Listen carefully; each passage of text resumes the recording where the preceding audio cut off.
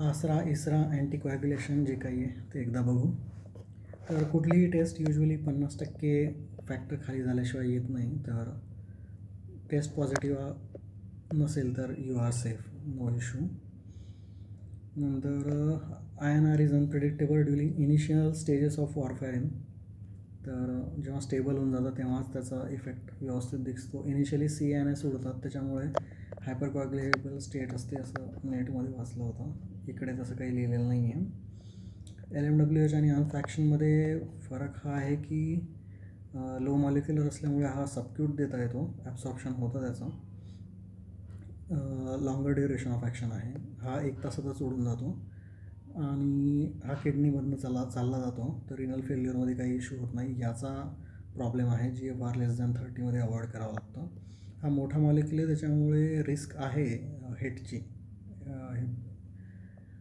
हिपॅरेंड्यूस थ्रोम्बोसायटोमियाची त्या मानाने कमी आहे. हा पण हिपॅरिनचाच लोअर व्हर्जन आहे, त्याच्यामुळे ह्याच्यात पण रिस्क आहे पण कमी आहे. हा प्रॉपर हिपॅरिन आहे तर पूर्ण रिव्हर्स होतो, हा इनकम्प्लीट रिव्हर्स होतो. हा 2 आणि 10 दोघांवर काम करतो. लार्ज मोटिफ आहे. हा छोटा आहे तर फक्त 10वर काम करतो, 2वर नाही काम करत. तर अँटी फॅक्टर 10 ऐसे करावा लागतो. याच्यात आपण युजली PT करतो. ठीक आहे. So IVSC shorter, longer, reversible, partly reversible, renal failure less than 30 CRF GFR मध्ये नाही देत आहेत आणि risk of HIT is more, risk is less here.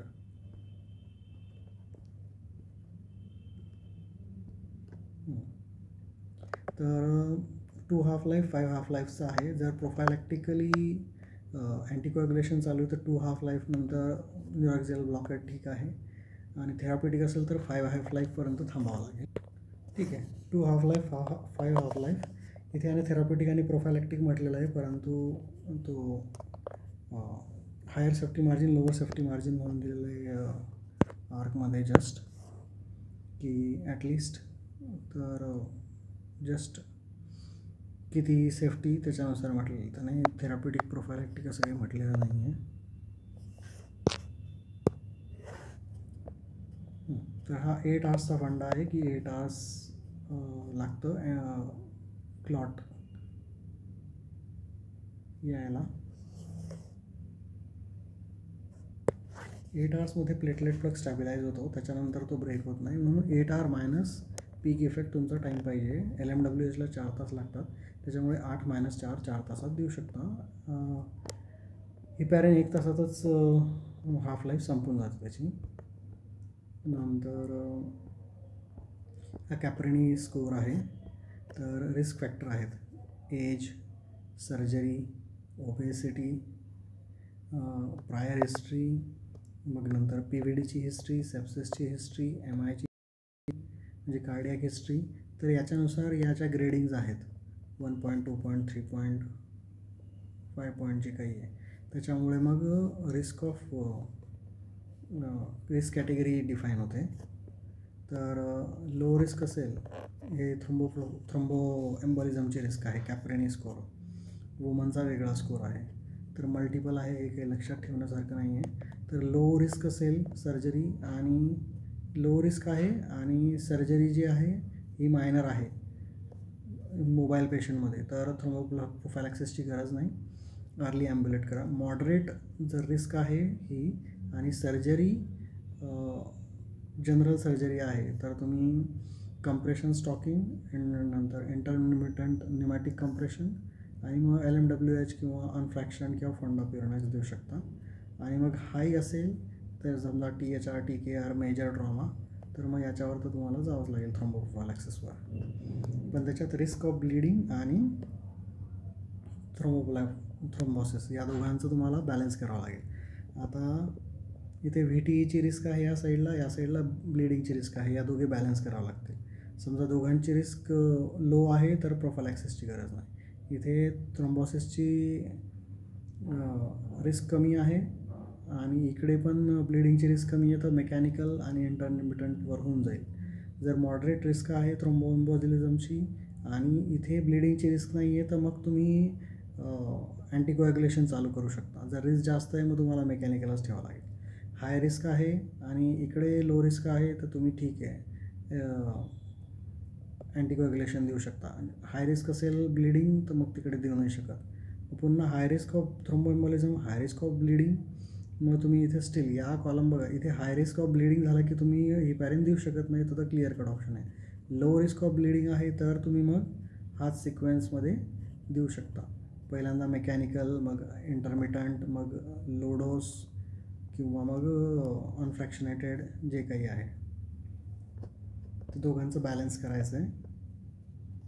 वॉरफॅरिन 5 दिवसापूर्वी थांबायचं आहे.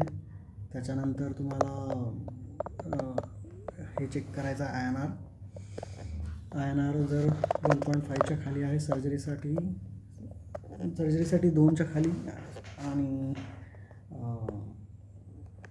न्यूरॅक्झिलसाठी 1.5च्या खाली, तर नाहीतर रिव्हर्स करावं लागेल विटॅमिन के IV किंवा ओरल 2.5 to 5 mg, आणि नाही तर मग प्रोथ्रॉम्बिन कॉन्सन्ट्रेट किंवा मग FFP. जर हाय रिस्क आहे तर मग तुम्हाला ब्रिज करावं लागेल. हाय रिस्क नाही आहे तर ब्रिजिंग करायची गरज नाही. तुम्ही डिस्कंटिन्यू करू शकता वॉरफॅरिन. जर काय म्हणतात थ्रोम्बोएम्बोलिझमची रिस्क असेल तर मग तुम्ही डिस्कंटिन्यू करू शकता, नाही तर मग ब्रिज करावं लागेल लो मॉलिक्युलर वेटने. आणि 24 hours पूर्वी मग तो डोस तुम्हाला LMWHचा कमी करावा लागेल किंवा IVचा तुमचा लास्ट डोस 6 hours to 12 hoursच्या पूर्वी द्यावा लागेल. पोस्ट ऑफ जर लो रिस्क आहे तर तुम्ही लो रिस्क ऑफ थ्रोम्बोएम्बोलिझम आहे तो वॉरफॅरिन POD 0ला चालू करू शकता. हाय रिस्क आहे तर मग तुम्ही मायनर रिस्क आहे तर LMWH, मेजर रिस्क आहे तर मग पुन्हा थेराप्युटिक रेंजमध्ये चालू करू शकता. मायनर रिस्क आहे तर 24 hours चालू करू शकतात. मेजर रिस्क आहे तर 2 ते 3 दिवस थांबावं लागेल. वेटिंग पिरियड आहे रिस्कवर. आणि मग त्याच्यानंतर मग तुम्हाला नंतर वॉरफॅरिनवर घ्यावं लागेल स्टेबल झाल्यावर. हाय रिस्क जर असेल तर ब्रिज करावं लागेल. No bridging at low risk of thromboembolism. Resumption based on relative risk. Low risk असेल तर 24 hourने तुम्ही अँटीकोॲग्युलेशन चालू करू शकता, नाहीतर तुम्हाला 2 ते 3 दिवस पुन्हा थांबावं लागेल. अँटीप्लेटलेटचं मग कोरोनरी स्टेंट 6 weeks 6 month हा युजली जनरल फंड आहे. तर नवीन गाईडलाईननुसार 1 week, 4 week आणि 6 month आहे, परंतु जुन्यानुसार बलूनला 14 दिवस, जे की नवीन म्हणजे 2 हफ्ते, नवीन गाईडलाईननुसार 1 हफ्ता. बेअर मेटलला 4 हफ्ते आणि ड्रग गिलेटिंगला प्रेफरेबली 6 किंवा 3 ते 6, नवीन गाईडलाईननुसार 6 म्हणतो तो. तर 146 किंवा 6 weeks 6 months सिम्पली लक्षात ठेवायचं असेल तर 6 करू शकता. जर फ्रेशली टाकला आहे, सर्जरी अवॉइड करता येत नाही तर DAPT चालू ठेवा. आणि ॲस्पिरिन तर चालूच ठेवू शकतो, काही प्रॉब्लेम नाही आहे. क्लोपिडोग्रेल 5 days प्रायर सर्जरी बंद करावं लागेल सर्जरीसाठी. आणि न्यूरॅक्झिलसाठी 7 days लिहिलं आहे. लो रिस्क आहे तर 7 to 10 days पूर्वी बंद करू शकतो. रिझम्पशन 24 hours आफ्टर. तर 8 hours तुमचा हिमॅटोमाचा टाईम आहे. त्याच्या आत तुम्हाला डायग्नोसिस आणि ट्रीटमेंट करावं लागेल, नाही तर परमनंट इंजुरी होते. थ्रोम्बोलायटिक थेरपी तो म्हणतो की 10 दिवसांनी करू शकता पंक्चर झाल्यानंतर, जे अल्टेप्लाज वगैरे आहे. आणि थ्रोम्बोलायटिक दिल्यानंतर तुम्ही कमीत कमी 48 hours थांबा. तो म्हणतो we recommend against performance of spinal epidural. पण करायचंच आहे तर 48 hours नंतर, आणि तुम्हाला फायब्रोनोजेन आणि बाकीचं सगळं चेक करून तुम्हाला करावं लागेल. तर आता प्रॉपर गाईडलाईन्सवर येऊ. तर कॅथेटर असताना आपण काय काय देऊ शकतो हा इश्यू आहे, थोडं कन्फ्युजिंग आहे. जसं की याच्यात आहे. आता कॅथेटर असताना काय काय देऊ शकतो. कॅथेटर असताना फक्त प्रोफायलॅक्टिक सिंगल डेली डोस देऊ शकतो. जर थेराप्युटिक डोस द्यायचा आहे तर अवॉइड इंड्युरिंग कॅथेटर इन LMWH, जे की आपण प्रॅक्टिस करतो. ठीक आहे, इथे बघा, अवॉइड करा. प्रोफायलॅक्टिक पण देऊ शकतो पण अवॉइड करा. आणि थेराप्युटिक तर द्यायचाच नाही आहे. तुम्ही कॅथेटर रिमूव्ह केल्यानंतर 4 तासाने देऊ शकता. इथे अवॉइड करा आणि 4 तासाने देऊ शकता आणि know earlier than 12 hours after the procedure. ते पण भरपूर सारे क्लॉज आहेत. हिपॅरिन 1-2 तासात उडतो, हा 4 तासात उडतो. त्याच्यामुळे आपण बघितलं की हे त्याच्या प्रोसिजरच्या 4 तासाने देऊ शकतो नंतर. तर हिपॅरिनसाठी PTT बघायचं आहे. याच्यासाठी फॅक्टर 10 आहे, तुम्ही ॲडिशनली म्हणू शकता. रुटीनली नाही सांगितलं आहे, पण इथे PTT आणि प्लेटलेट काउंट दोघी बघू शकता. हा चार्ट सोपा आहे. तर बिफोर और आफ्टर एपिड्युरल प्लेसमेंट और रिमूव्हल दोघी आहे. तर टाकल्यानंतर काढल्यानंतर बिफोर आणि आफ्टर डोस दिला आहे. हिपॅरिनचं तो म्हणतो प्लेटलेट काउंट पहिल्यांदा बघावं लागेल. IV अनफ्रॅक्शनेटेड असेल तर 6 hours बिफोर, नंतर आफ्टर 1 तासातच देऊ शकतो, कारण की त्याचा T-half कमीच आहे. इथे हा फंडा नाही कळाला, इथे 7 तास यायला पाहिजे होते, पण ठीक आहे. तर IV अनफ्रॅक्शनेटेड बिफोर 6 hours आहे, आफ्टर 1 hour आहे. मग लो डोस, हाय डोस आणि थेरप्युटिक डोस 5,000, 20,000च्या खाली आणि 20,000च्या वर. तर 6 तास, त्याच्या दुप्पट मग 12 तास, त्याच्या दुप्पट मग 24 तास. Low dose is equal to IV, हे सेम आहे. आणि इथे आफ्टर प्लेसमेंट इथे फक्त लो डोस ठीक आहे, पण नंतरचा डोस असेच द रिस्क. सगळीकडे हाच फंडा आहे की जास्तीत जास्त तुम्ही हे एक फिगर लक्षात ठेवू शकता, सिंगलची फिगर लक्षात ठेवू शकता. थेरप्युटिक तुम्ही नाही चालू करू शकत. जर ऑलरेडी थेरप्युटिकवर आहे तर 24 तासांनी तुम्ही न्यूरॅक्झिल प्रोसिजर करा आणि प्रोफायलॅक्टिक असेल तर 12 hours प्रोसिजर करा. आणि इथे हिपॅरिन 6 hours IV असेल किंवा सबक्यूट लो डोस आहे तर 6 hours प्रोसिजर करू शकता. इथे तो म्हणतो प्रोफायलॅक्टिकमध्ये तुम्ही अवॉइड करा, पण करायचं तर 4 hours नंतर तुम्ही डोस देऊ शकता.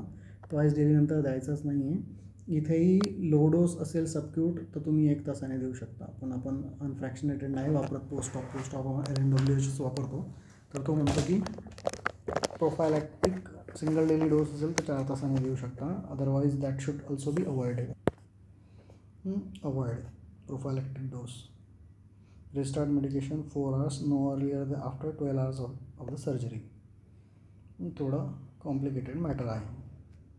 नंतर मग फोंडाचं तर बिलकुलच no recommendation. Avoid when catheter in C2, restart 6 hours after. तर फोंडाचं आणखी आहे. मग बाकीच्यांचा डेटा आणखी कमी होत जातो, तर आणखी पुढच्या गोष्टी लांबत जातात. ॲस्पिरिनचं नो रिस्ट्रिक्शन आहे, तेवढं एक सगळ्यांचं क्लिअर आहे. क्लोपिडोग्रेल 5 ते 7 दिवसापूर्वी थांबवा. आणि मेंटेनन्स डोस तुम्ही 6 तासांनी देऊ शकता, पण लोडिंग डोस 24 तासांनी द्यायचा आहे. पण इकडे या गाईडलाईन्समध्ये त्यांनी थोडं वेगळं दिलं आहे. 6 hours इफ लोडिंग डोस. तर थोडं किचकट कामं आहेत हे. थ्रोम्बोलायटिक्सचं आपण बघितलं, अवॉइडच करा, किंवा मग तुम्ही 48 hours नंतर विथ ऑल क्लॉटिंग फॅक्टर्स तुम्ही बघू शकता. मग बाकीच्या सगळ्यांचे सिमिलर काइंड ऑफ इश्यू आहेत. त्याच्यातही ॲडिशनल विचार आहे. ट्रॉमॅटिक इंजुरी निडल झाली का, मल्टिपल अटेम्प्ट्स आहेत का. तर पुन्हा फॅक्टर 10A रुटीनली रेकमेंडेड नाही आहे. प्लेटलेट काउंट असेस केलेलं चांगलं आहे.